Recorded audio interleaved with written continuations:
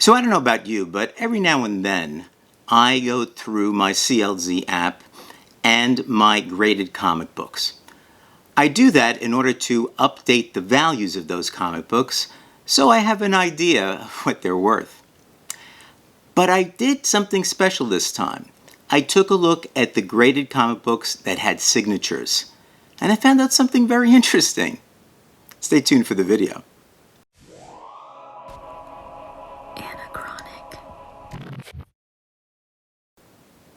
Hi comic book fans, I'm Joe and welcome to Anachronic Comics. As I mentioned, I occasionally update the values of my graded comic books in CLZ. That's the app I use to keep track of my comic books. And this time around, I started putting them down on a spreadsheet just so that I have a list of what they would be.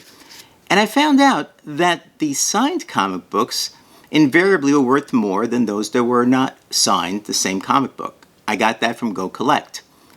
So I thought it'd be kind of interesting to take a look at Go Collect and see what the value of that particular comic book would be if it's signed versus if it's unsigned. And what I did is I looked at the fair market value if it existed, I looked at the 1 year average if it existed, and I looked at the most recent sale. And what I did, only because I like to think that my comic books are worth a lot, is I took the highest one of each one of them. So it's not really scientific, but I think it's kind of interesting to see what the differences would be. So these are my top 10 most valuable graded comic books with signatures. Let's take a look. Now, number 10 is Three Jokers, number 2, 9.8 white pages, and this is signed by 3 people, Jason Fabrook, Brad Anderson, and Jeff Johns, back in August of 2021. You remember this series, pretty interesting series. Anyway, so this book signed is worth $300. Unsigned, it's only worth $120. So when you take a look at that, you see that there's a significant difference between the two. Basically, more than 100%. The next one, number 9, is Marvel Superhero Secret Wars number 8A. It's a 9.4 near mint, and it has white pages, and it's signed by John Beatty, Jim Shooter, and Mike Zeck. A lot of these floating around because that's what CGC had in terms of a signing.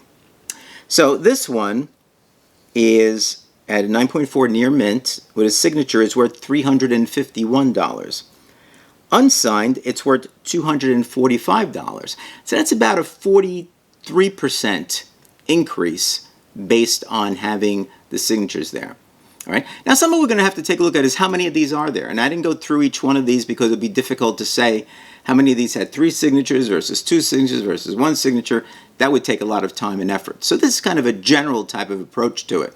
So here, though, since there are so many of these out there, and you see them all the time, on YouTube, probably not much of a jump up for the signatures. And as I mentioned here, it was simply about 43%.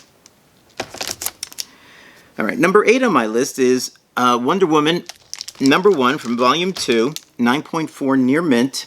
And this, I was fortunate enough to get 2 copies of this. So the other one will show up a little bit later. Signed by George Perez before he unfortunately passed away.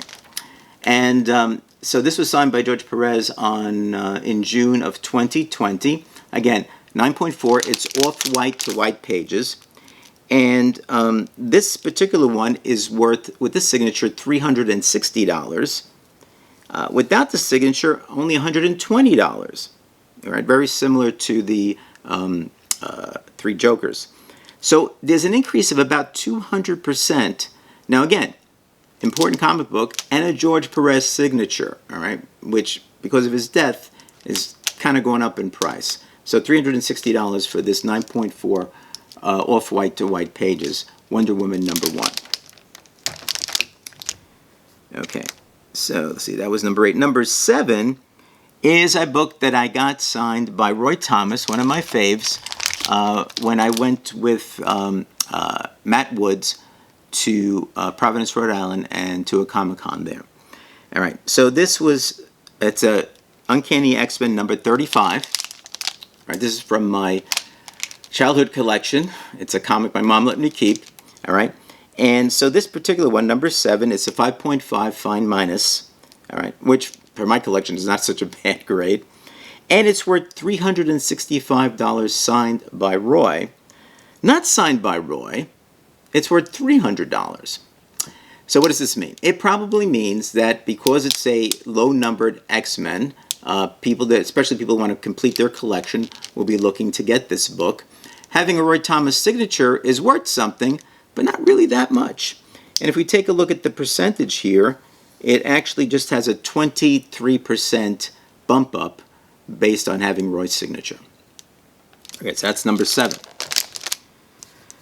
Number 6 on the list is Incredible Hulk Annual, number 1.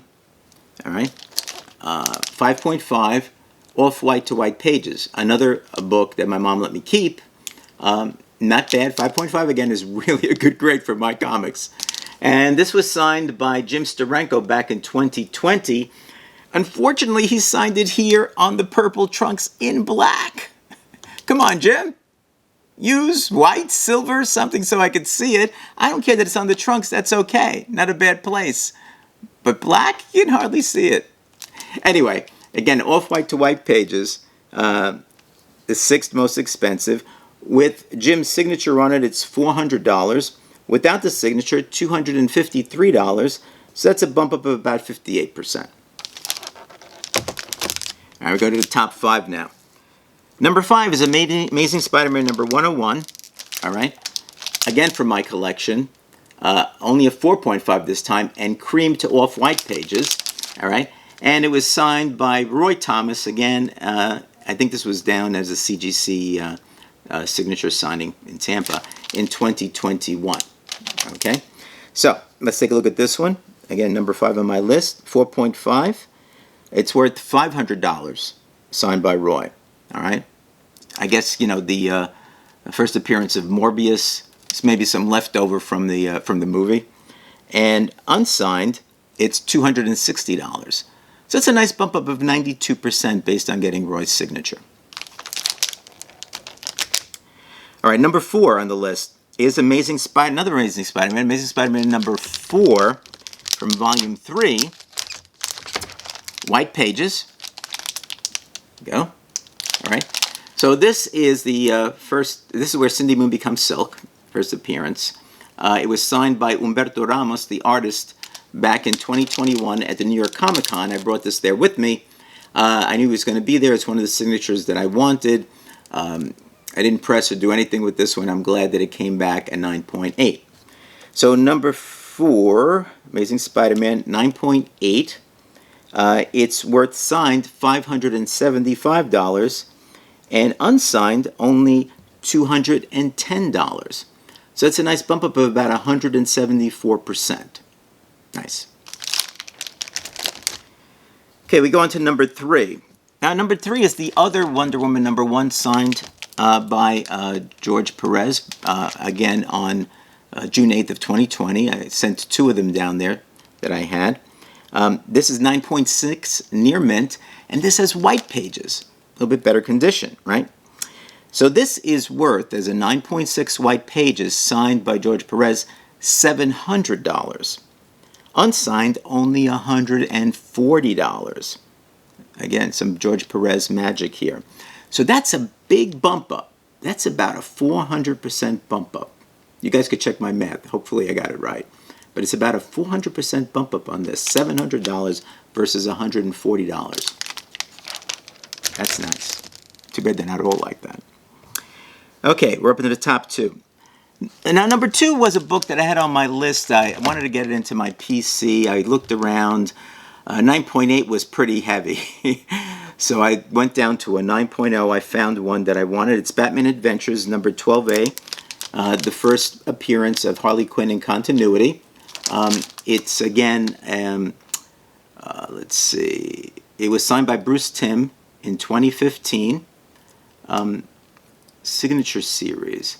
Interestingly, it doesn't say whether it's white pages. Oh, no, it is white pages, sorry. White pages, really nice. So as a 9.0, let's see.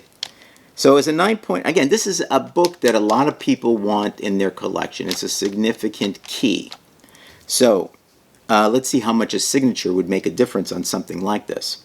So here, a 9.0 is worth $730 with Bruce Timm's signature on it.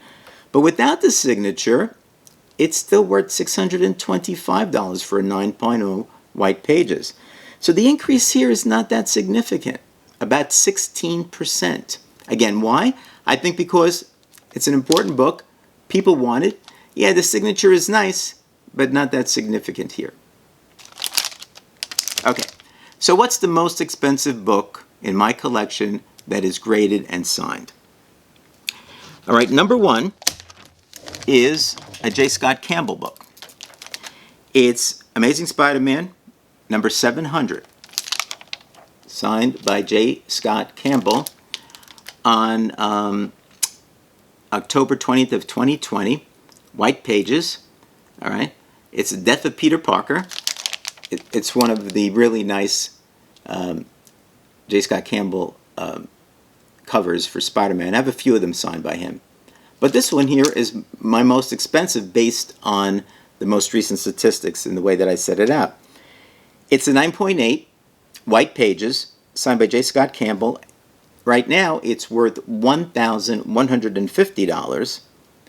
But unsigned, the highest cost that I could find was $180. Think about that. So that's a big jump of 539%. So that's a significant jump for this book. Perhaps the most expensive signed and graded book in my collection. So, do I get anything out of this? Again, the way I did it, looking at the most recent sale, looking at the one-year average, looking at the fair market value, you can come up with different statistics based on whatever number you pick. I picked the highest. But the important thing here is it looks like the more important the book is as a key, perhaps the less the distinction is going to be if you get the book signed. But you always get a bump up. And if it's a creator who may not be around anymore, you may get more of a bump up on the book. All right. And if it's a creator or a book that people are interested in, and you can put the two together, or if you get somebody who's a nutcase who wants to buy a book for a lot of money, even though it might be more than the fair market value, you could possibly get a big, big bump on the book. So guys, if you like this, please give this video a thumbs up. Subscribe if you haven't for more content like this. I've got some others coming up. And be well. I'll see you soon.